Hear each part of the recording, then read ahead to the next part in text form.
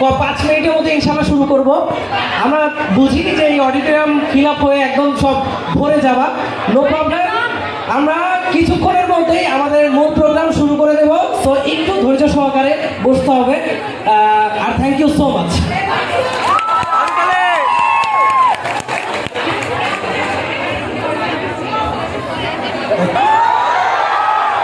এটা কোন জেলা? বন্দিবাসার প্রথম সেশন কোন জেলায় হচ্ছে? সবাইকে অনেক ধন্যবাদ। তোমরা এতদিন আসো, অনেক দূর থেকে আসো, অনেকে আবার কুমিল্লার বাহির থেকেও আসো। তো আমাদের প্রতি তোমাদের ভালোবাসার প্রতিদান আমরা অবশ্যই দেওয়ার চেষ্টা করবো। আর আমরা কথা না বলে আমাদের সেশনটা শুরু করে দিই। সবাই রেডি তো? ওকে।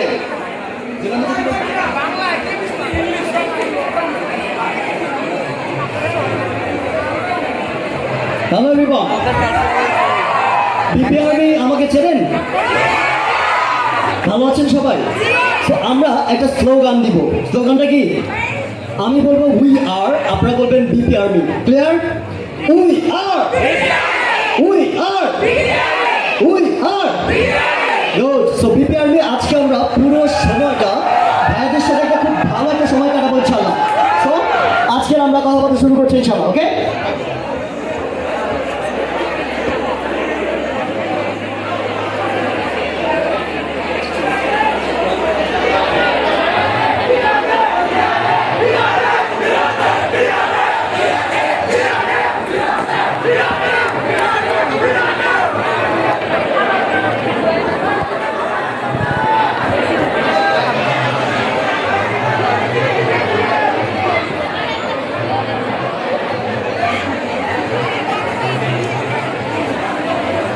মসজিদ কোলে দিতে টাকা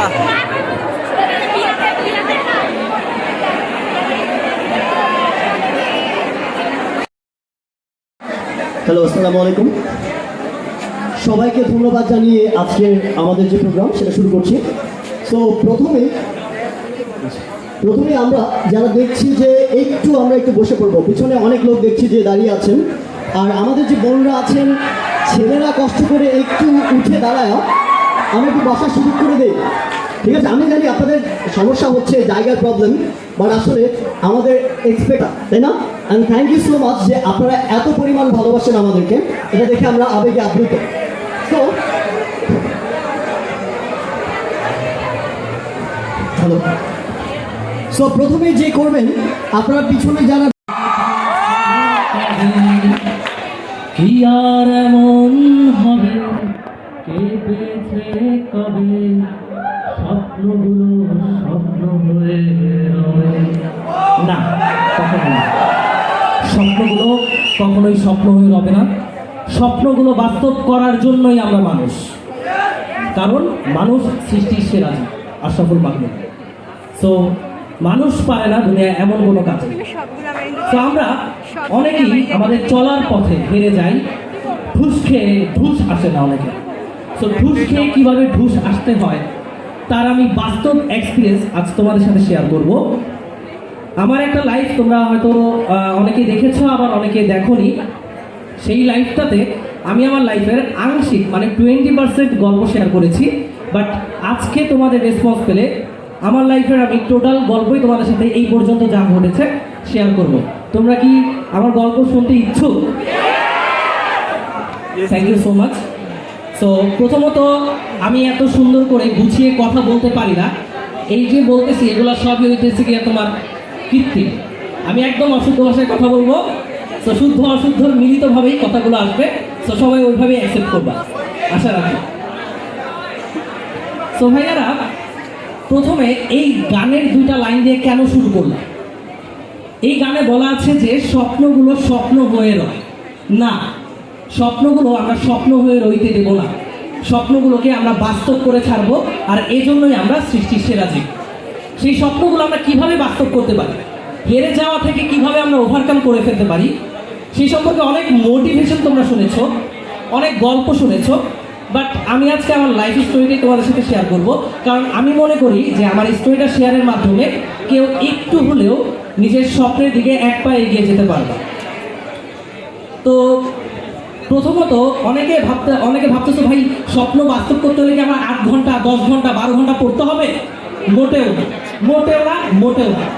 স্বপ্ন বাস্তব করতে হলে কি আমার সারাদিন টেবিলে বসে থাকতে হবে? না ভাইয়া, সারাদিন টেবিলে বসে থাকতে হয় না। ইয়াসিন ভাইয়া বসেনি, আমি বলতে পারো ইয়াসিন ভাইয়ের ব্রেন কি সুপার ন্যাচারাল? মোটেও না ভাইয়া, আমি একদমই তোমাদের মতো অর্ডিনারি মানুষ। গল্পটা শুরু হয় আমার মা যখন আমাকে 5 বছর বয়সে ক্লাস 2-তে ভর্তি করিয়ে দেয়। Can you imagine? 5 বছর মানে কিন্তু খুব ছোট একটা বাচ্চা।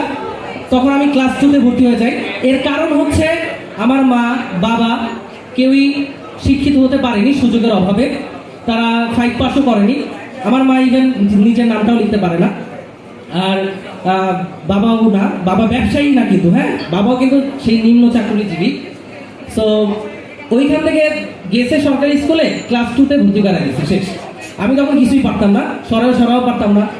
তো ছোটবেলায় এমন একটা জায়গায় থাকতাম যেখানে চারিদিকে মনে করো খালি বাংলা সিনেমা চলে। ওই কিছু মানুষের জীবনে ভালোবাসা চাওয়াটাই ভুল, শাবনূর রিয়াজের ছবি, প্রেমের তাজমহল, এই জিনিসগুলো মনে করো। হ্যাঁ, আমি ওই ছোটবেলায় এই জিনিসগুলো দেখেই বড় হয়েছি। ওই যে আমার মানে স্কুলে যখন যেতাম, আমাদের ক্লাসে যে first boy, second boy, third বয় বা 10 পর্যন্ত যে ছেলেগুলো ছিল, তারা এসে গল্প করতো। এই কি জানি বলো ওইটাকে, এই কার্টুন আছে না, কি জানি নাম, টম এন্ড জেরি, তারপরে না মোটু পাতলু তো রিসেন্ট, অনেক আগে। সো ওই অনেক আগের জিনিসগুলো নিয়ে আলোচনা করতো, আর আমি হা হয়ে একদম বোকার মতো দাঁড়িয়ে শুনতাম ওরা কি বলে। আমি তো দেখে আসছি প্রেমের তাজমহল, ওরা আবার এগুলো কি দেখে। আসলে আমাদের ওইদিকে তো ডিশের লাইনই ছিল না। সো সবাই সিডি প্লেয়ারে এই বাংলা ছবি চালাইতো, বাংলা ছবি দেখতাম ছোটবেলায় সারাদিন, মান্না, রিয়াজ, শাবনূর, এদের ছবি। তো এইভাবে আর কি বড় হওয়াটা। তখন ক্লাস 2-তে ওই ছবি দেখে যা শিখতাম ভাই, পরীক্ষার খাতায় প্রশ্নটা আমি দেখতাম না, ওই উত্তরপত্র হুবহু ওগুলাই লেখা দিয়ে আসতাম। আমার এখনো মনে আছে ক্লাস 2-তে কিছু মানুষের জীবনে ভালোবাসা চাওয়াটা ভুল, এইটা আমি ক্লাস 2-তে থাকতে পরীক্ষার খাতায় লিখে দিয়ে আসছি। তো তারপরে ম্যাডাম যখন খাতা দিচ্ছে, তখন আমার নাম তো ইয়াসিন, সবাই বুঝতাম যে ইয়াসিন আরাফাত বলতো। তো ইয়াসিন, আমি একদম ছোটখাটো ছেলে ছিলাম, কিছু বুঝতাম না, ক্লাসের শেষে বসে থাকতাম, কেউ পাত্তা দিত না, বেইলি দিত না। কারণ আমি এমন একটা জায়গায় থাকতাম আর আমার চেহারা এত কুৎসিত ছিল, সো ওইভাবে পাত্তা দেওয়ার কোনো কথাই আসে না। ছোটখাটো ছিলাম, মাইরও খাইছি বলে আমার হাতে বহু। তো আমার ম্যাডাম সবার সামনে নিয়ে বলছে, এগুলো কি লিখছিস? তোর বাপকে ডাকাবো, মাকে ডাকাবো, ইত্যাদি। আরে কে কারে ডাকে? আমার আব্বুর মতো স্কুলেও আসতো না। তবে এই জন্য এইগুলো বলার মানেই না যে আমার বাবা মা আমার কেয়ার নেয়নি। তারা যথেষ্ট কেয়ার নিছে, তারা যতটুকু বুঝেছে ঠিক ততটুকু কেয়ার নিছে। তারা না থাকলে কিন্তু আমি এই পজিশনে এখন আসতাম না। তো আমি আমার স্টোরিটা বলছি, কন্টিনিউ করছি। তো ক্লাস 2-তে first semester fail, second semester fail, third semester কি হবে বলো তো? না, থার্ড সেমিস্টার পাস, অঙ্কে ফেল। তো বিশেষ বিবেচনায় ক্লাস 3-তে উঠলাম।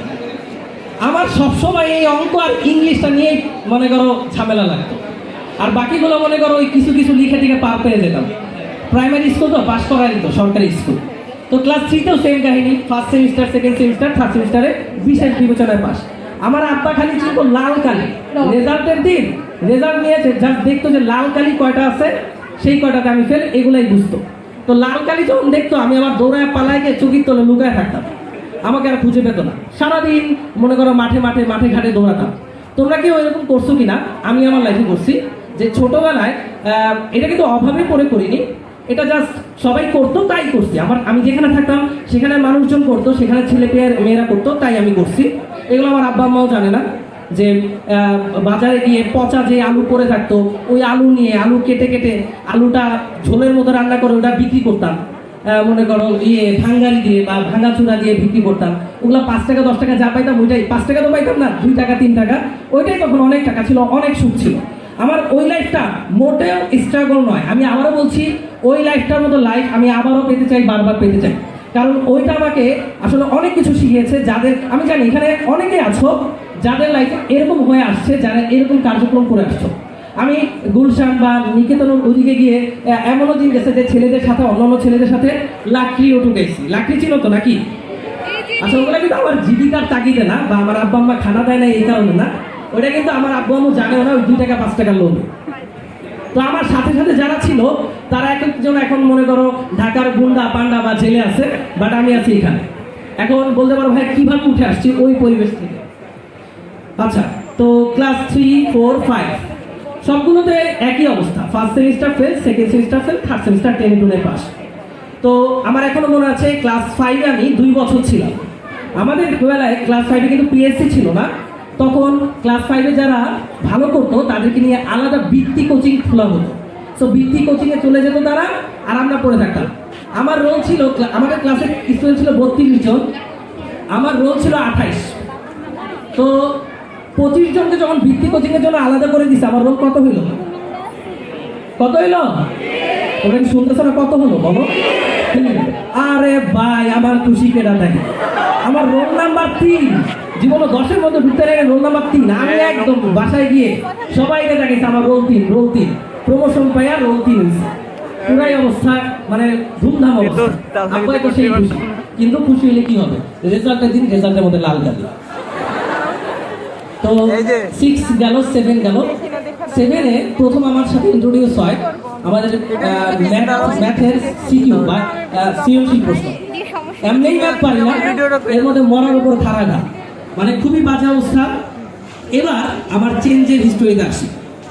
ক্লাস 8, ক্লাস 8-এ আমাদের বেলায় প্রথম জেএসসি পরীক্ষার অবতারণ ঘটে।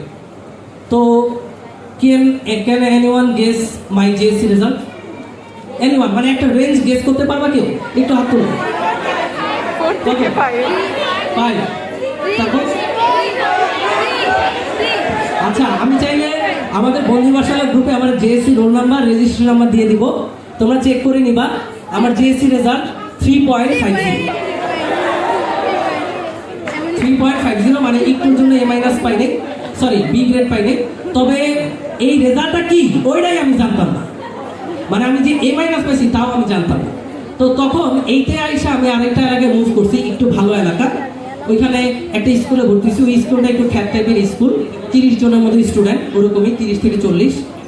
তো এইটা যখন আমি যখন এ মাইনাস পাইছি, 3.5 ছিল, আমার সাথে যারা ছিল, মানে আমার সাথে চলতো না, আমাকে কেউই বেল দিত না। ছোটবেলা ছিলাম, কালো ছিলাম, কেউ বেল দিত না আর কি। সো আমার সাথে যারা ছিল তারা 3.97 পাইছে, 4 পাইছে, যে হাইস্ট পাইছে ও পাইছিল 4.57 পুরো স্কুলের মধ্যে।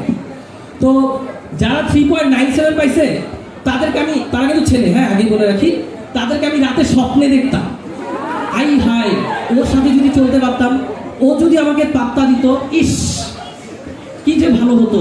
আমি ওদেরকে স্বপ্ন দেখতাম। এরকম অনেকেই দেখো যাদের ক্লাসে বা কলেজে ভালো স্টুডেন্ট আছে, তাদেরকে অনেকেই স্বপ্নে দেখো যে ইস ওর মতো যদি হতে পারতাম। আমি সত্যি তাদেরকে ড্রিমে দেখতাম, তারপর হতে পারলাম না। ক্লাস 9-এ উঠলাম, স্টুডেন্ট সংখ্যা 40-এর মধ্যে 30 জন নিল সায়েন্স, নতুন কিছু ভর্তি হয়ে বাকি সব কমার্স। 30 জন যে সায়েন্স নিয়েছে, তো আমি বসে থাকবো কেন? আমিও সায়েন্স নিলাম। সায়েন্স কি জিনিস তা না জানা আমি সবার স্রোতের সাথে সায়েন্স নিলাম। এবার আসল খেলা শুরু।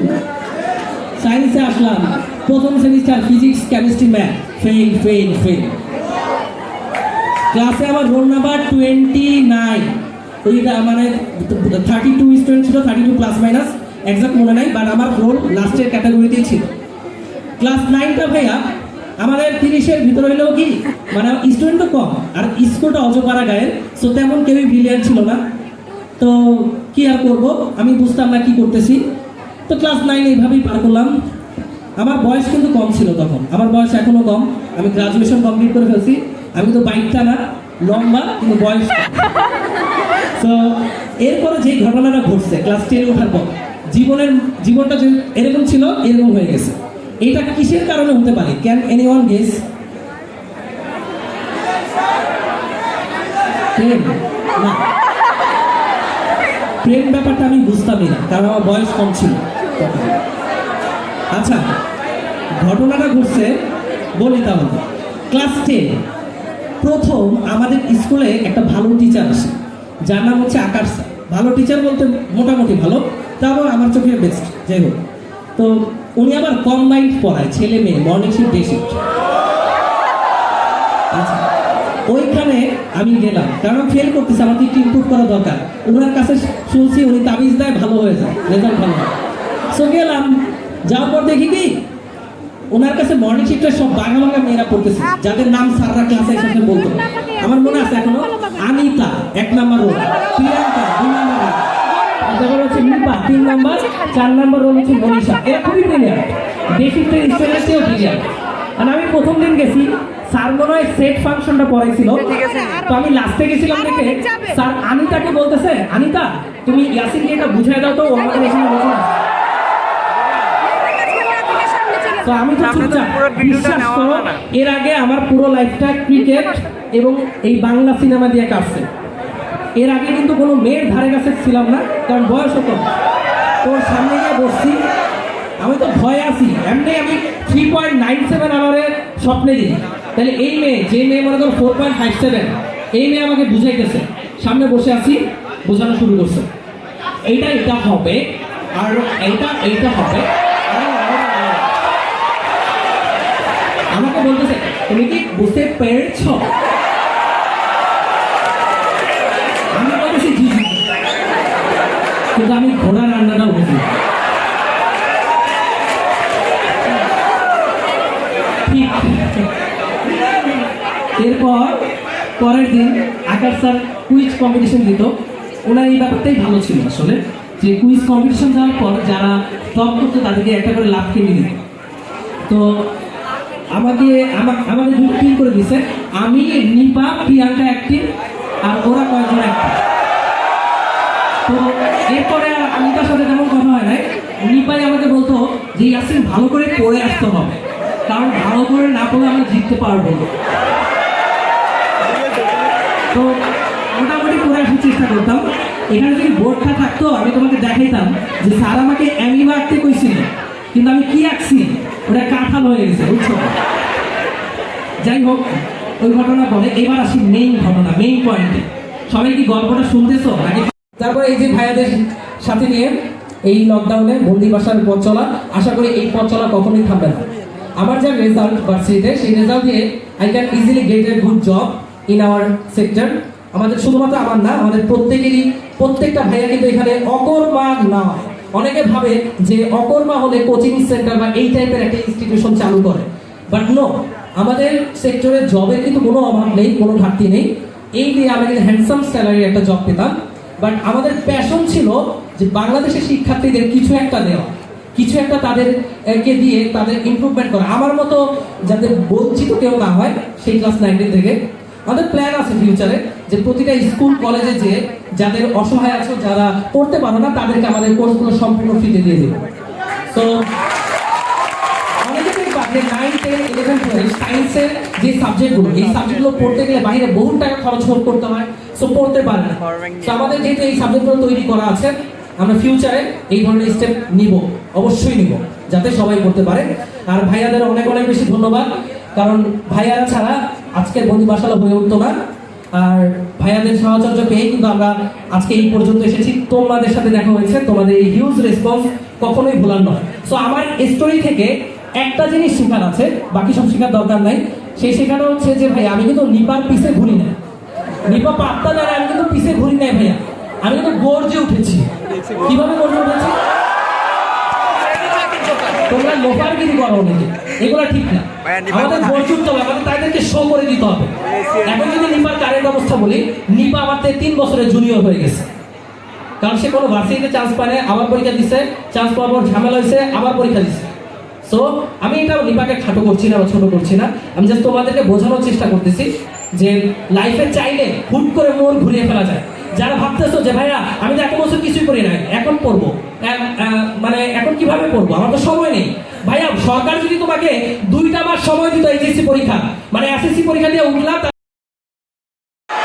কেমন আছো তোমরা সবাই? আচ্ছা, তোমাদেরকে একটু উৎফুল্ল দেওয়ার জন্যই আজকে আমি গান করতে আসছি তোমাদের রিকোয়েস্টে, ঠিক আছে? তাহলে আমি গানটা শুরু করি। তোমরা সবাই জানো কি গান করবো?